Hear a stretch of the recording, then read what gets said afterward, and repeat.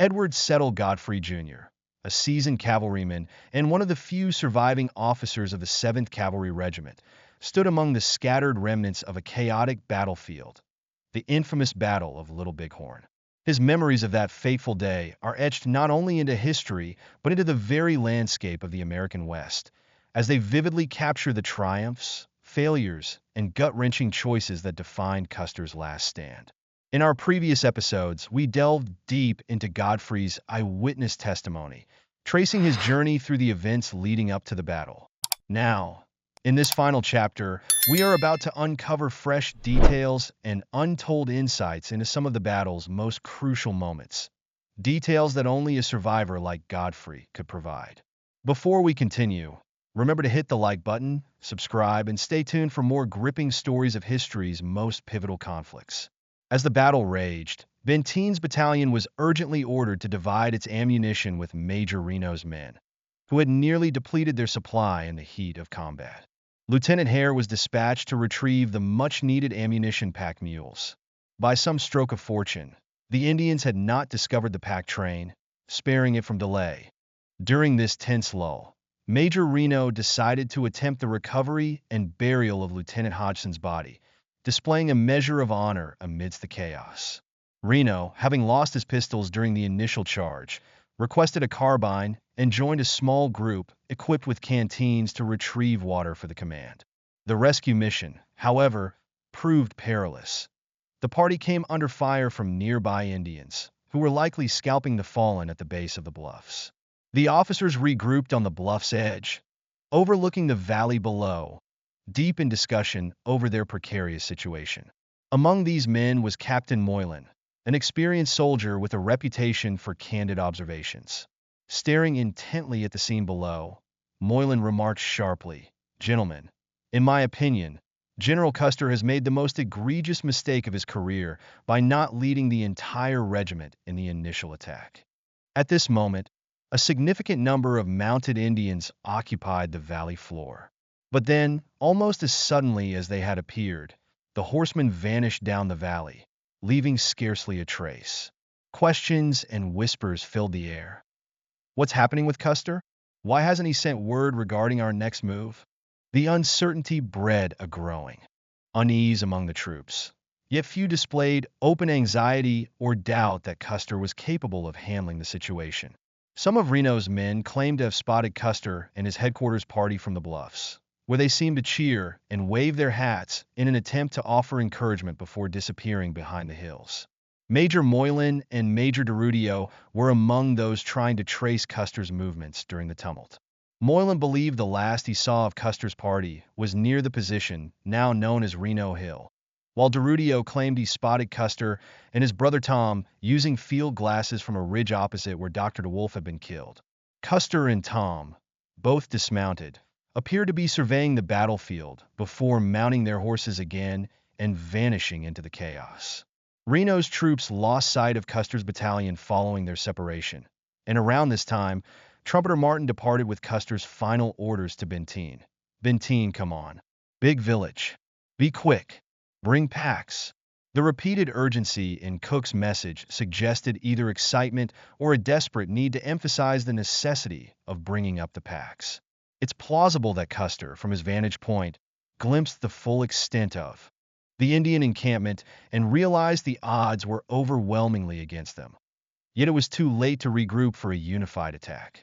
By then, Reno was already engaged in battle, and the separation between Custer and Reno's battalion spanned about 2.5 to 3 miles. Custer had no reason to assume that Reno wouldn't press his attack vigorously. After all, a commander rarely enters battle anticipating his subordinate's failure. It was expected that Reno would maintain the assault, and the distant sounds of gunfire confirmed that Custer was engaged with the Indians somewhere downriver. Murmurs among the men suggested that the command should act swiftly, lest Custer criticize Reno harshly later. When 2 distinct volleys were heard, someone commented, "Custer is giving it to them with all his might," but it's now believed these volleys were actually distress signals intended to communicate Custer's dire situation. Growing impatient with the delay, Captain Weir and Lieutenant Edgerly decided to move toward the sounds of gunfire. though permission was not formally granted. Were first sought to survey the situation from the high bluffs, while Edgerly, believing the advance was permitted, began moving down the ravine with his troop. From a high vantage point, Weir observed a large number of Indians converging toward Edgerly's position, prompting him to signal a change in course. Edgerly quickly joined Weir, where they remained until the rest of the troops arrived. Observing the battlefield, Weir and Edgerly saw the Indians riding among what would later be identified as Custer's fallen men, firing into the bodies of the dead and finishing off any wounded survivors.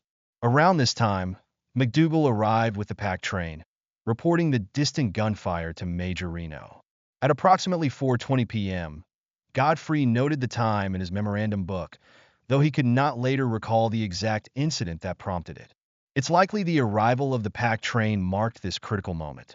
By around 5 p.m., Reno's combined forces began moving toward Custer's suspected position. They advanced cautiously to the high bluffs, where they paused. From this position, the troops could see stationary groups of horsemen across the valley. The air, thick with dust, played tricks on the eyes, making distant figures seem to dance, appear, and then vanish. At a distance of 2 miles, a large gathering could be seen on the hill, though the dust and distance obscured clear observation. The conclusion among the officers was grim. Custer had been repelled, and the gunfire they had heard was likely the rear guard's final stand. As the gunfire ceased and the groups of horsemen dispersed, the clouds of dust settled, revealing the Indians converging toward Reno's position. The command was dismounted and prepared to fight on foot, with Captain Weir and French positioning troops on the high bluffs. Godfrey's troop occupied the crest adjacent to the river, establishing a defensive line. Engrossed in positioning his men and managing ammunition, Godfrey was surprised when he realized that the command was no longer in sight. Orders soon arrived for him to retreat toward the main force. The retreat was chaotic, as French's and Weir's troops were under attack. Lieutenant Hare conveyed orders to Godfrey to rejoin the main command urgently. As Godfrey's men fell back, Edgerly was seen struggling to mount his frantic horse, but eventually managed to join the retreating troops. The Indians followed closely, firing into the retreat, killing 1 man and wounding several others.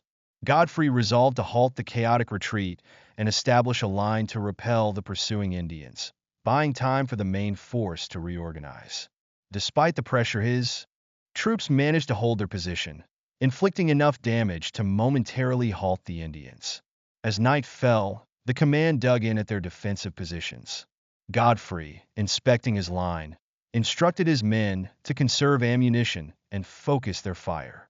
The soldiers lay low, taking advantage of whatever cover was available, while questions about Custer's fate lingered. Why hadn't he sent a courier? Had his attack failed catastrophically? As darkness enveloped the battlefield, the only certainty was that they were now alone, surrounded by enemies, and waiting for dawn. The prevailing sentiment among the troops was a mix of hope and disbelief, as many speculated that General Custer, defeated and forced down the river, might yet rendezvous with General Terry's forces and return to rescue them. The question, "What's the matter with Custer?" was repeatedly raised, often eliciting frustrated responses as uncertainty shrouded the night. The Indians, normally known for their frugality with resources, indulged themselves that night. The twilight seemed unnaturally prolonged by the numerous bonfires throughout their village, casting an eerie, almost supernatural glow over the area. This unsettling ambience may have contributed to the illusions of men who imagined seeing columns of troops or other figures in the dim light. Despite the Indians' apparent restraint in approaching Reno's defensive position overnight, there was no illusion of safety among the troops. The jubilant Indians made no effort to hide their elation. Their camp was alive with deafening revelry, echoing with tom-tom beats, whoops, wild screams, and gunfire. The soldiers realized that a scalp dance was in progress, a ritual celebration of victory. A chilling question arose among them. Could the Indians have captured prisoners for torture? Yet, the native warriors later denied having taken prisoners, and no evidence of torture was found in their encampments, though severed human heads, possibly displayed during their macabre festivities, were discovered. Casualties within Reno's command had been relatively low since establishing defensive positions on the hill, leading some officers to consider the idea of relocating. However, the hazardous conditions and the inherent risks of movement sparked immediate indignation, dismissing any thoughts of abandoning their post. As darkness fell, scouts were sent out in search of any signs of Custer's command, but they returned with grim news. The area was overrun with Sioux warriors. Lieutenant Varnum even volunteered to go himself, but his offer was declined or dissuaded for safety. Once the firing subsided, the troops made slight adjustments to their positions. Horses were unsaddled, mules were unburdened, and all animals were securely tethered to lariats. In the confusion that followed, men began imagining they saw marching troops, heard the sounds of approaching horses, and even officers' commands echoing through the night. A trumpeter, responding to these illusions, sounded the stable call, prompting some of the men to fire shots and others to sound familiar trumpet calls in an attempt to signal potential reinforcements. Hopes rose briefly when someone speculated that General Crook's forces might be approaching. This optimism led one civilian packer to mount his horse and ride along the line, shouting encouragement. "Don't be discouraged, boys. Crook is coming." However, as time passed, the men gradually realized that the much-anticipated reinforcements were merely figments of their imagination. With hope dashed, the troops set about digging rifle pits to improve their defenses.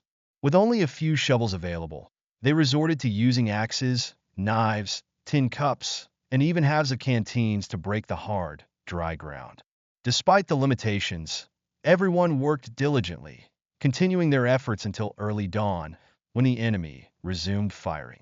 Initially, the Indians' fire was weak and sporadic, prompting only minimal return fire from the troops. But as the daylight grew stronger, the Indians reinforced their lines, intensifying the exchange. Realizing the enemy's intent to exhaust their ammunition, the officers instructed the men to hold fire unless targets were clearly visible. The Indians, taking advantage of this restraint, engaged in taunting maneuvers, standing briefly in full view before quickly dropping out of sight. They also used old tricks like raising hats or blankets on sticks to provoke gunfire, but the soldiers soon recognized these ruses and withheld fire. Despite their tactics, the Indian fire was largely ineffective. However, Benteen's men suffered the most, exposed to long-range shots from the northern hills. The horses and mules also bore the brunt of the enemy fire, becoming easy targets as they stood in the open. Recognizing the critical situation, Benteen requested reinforcements from Reno to bolster his exposed line. Before departing, he firmly instructed Captain Gibson not to retreat under any circumstances, as their position was crucial for the defense. Gibson's troops, however, were running dangerously low on ammunition, with some soldiers down to only 4 or 5 cartridges.